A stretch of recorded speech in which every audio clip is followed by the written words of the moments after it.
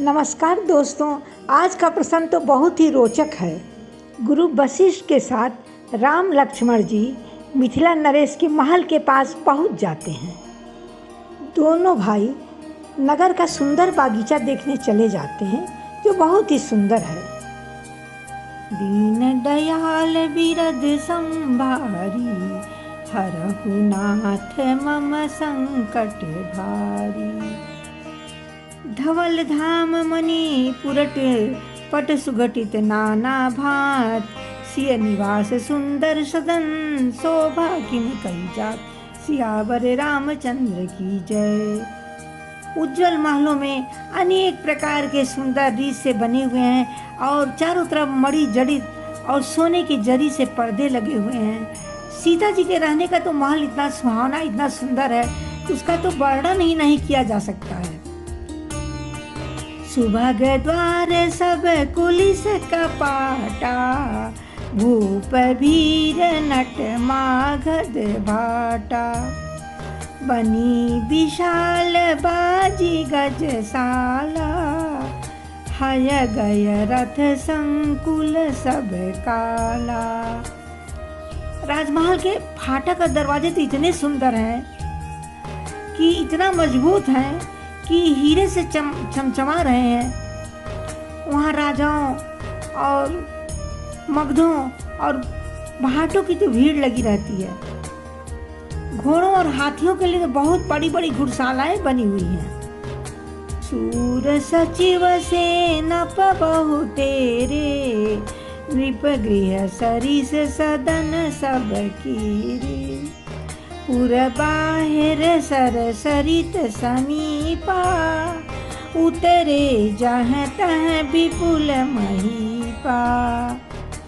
बहुत से मंत्री हैं, सेनापति हैं, उन सब के घर भी राजमहल के पास ही बना हुआ है। नगर के बाहर तालाब और नदियाँ निकट निकट जहाँ जहाँ बहुत ही सुंदर लग रहे हैं। देख अनूप एक अवराई, सब सुपास सब भांति सुहाई। कौशिक कहु मोर मनु माना, इहाँ रहिय रघुबीर सुजाना। आमों का एक सुंदर सा बागीचा देखकर और विश्वामित्र जी ने कहा कि हे रघुबीर, मेरा तो मन कर रहा है कि यहीं रहा जाए, बहुत ही सुहावना जगह है ये। भले ही नाथ कही कृपा निकेता, उतरे तह मुनि वृंद समेता। विश्वामित्र महामुनि आए, समाचार मिथिलापति पाए। कृपा के धाम श्री रामचंद्र जी कहकर वहीं मुनियों के समूह के साथ ठहर गए। और मिथिला नरेश राजा जनक जी जब यह समाचार पाया कि महामुनि विश्वामित्र आए हैं, दीन दयाल बिरद संभारी, हरहु नाथ मम संकट भारी। संग सचिव सुचि भूरि भट, भूसुर बर गुरु ज्ञात। चले मिलन मुनि नायक कही, मुदित राउ यही भात, सियावर रामचंद्र की जय। जब जनक जी को ये पता चला तो वो बहुत खुश हुए और मंत्री, योद्धा, श्रेष्ठ ब्राह्मण, गुरु और अपनी जात के श्रेष्ठ लोगों को साथ लिया और इस प्रकार प्रसन्नता के साथ राजा मुनियों के स्वामी विश्वामित्र जी से मिलने के लिए चले। कीन्ह प्रणाम चरण धरि माथा, दीन आशीष मुदित मुनि नाथा।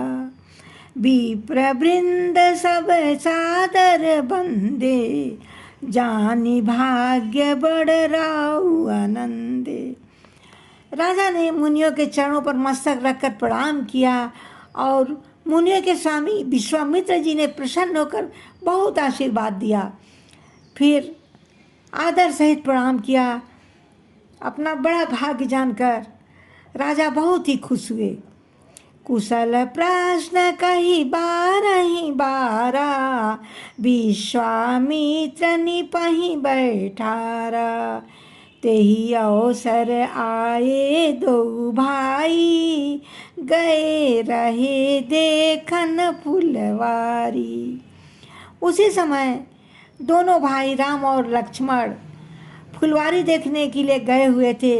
वहाँ आ पहुँचे। विश्वामित्र जी ने राजा से बताया ये राम और लक्ष्मण हैं। श्याम गौर मृदु बयस किशोरा, लोचन सुखद विश्वचित चोरा। उठे सकल जब रघुपति आए, विश्वामित्र निकट बैठाए। सुकुमार किशोर अवस्था वाले श्याम और गौर बढ़ के दोनों कुमार नेत्रों को सुख देने वाले हैं, सारे विश्व के चित्त को चुराने वाले हैं। जब रघुनाथ जी आए, उठकर खड़े हो गए, विश्वामित्र जी ने उनको अपने पास बैठा लिया। भय सब सुखी देखी दो भ्राता, बारी बिलोचन पुलकित गाता। मूरति मधुर मनोहर देखी, भयहु विदेहु विदेहु विषेकी। राजा दोनों भाइयों को देखकर बहुत सुखी हुए।